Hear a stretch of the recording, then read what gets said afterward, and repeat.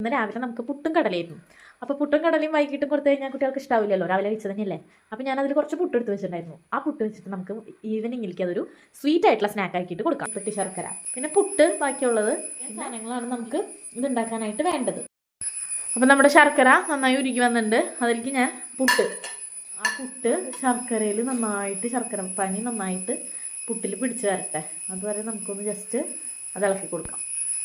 ഞാൻ അതിലേക്ക് നമ്മുടെ മുന്തിരി എടുത്ത് വെച്ചത് ചേർത്ത് കൊടുക്കാം. ഉണക്കമുന്തിരി ഇത് വറക്കാണ്ട് ചേർക്കുന്നതാണ് ഇതിലേക്ക് കുറച്ചുകൂടി ടേസ്റ്റ്. അപ്പോൾ ഞാൻ വറുത്തിട്ടൊന്നുമില്ല, ജസ്റ്റ് ചേർത്ത് കൊടുത്തു. അതിനൊപ്പം തന്നെ ഒരു 1/2 ടീസ്പൂൺ നെയ്യും ഇട്ട് കൊടുത്തു. ഇത്രയേ ഉള്ളൂ. ആ നെയ്യും മുന്തിരിയും എല്ലാം കൂടി മിക്സായി വന്നാൽ നമ്മുടെ പുട്ടിൻ്റെ സ്നാക്ക് റെഡി ആയിട്ടുണ്ട്.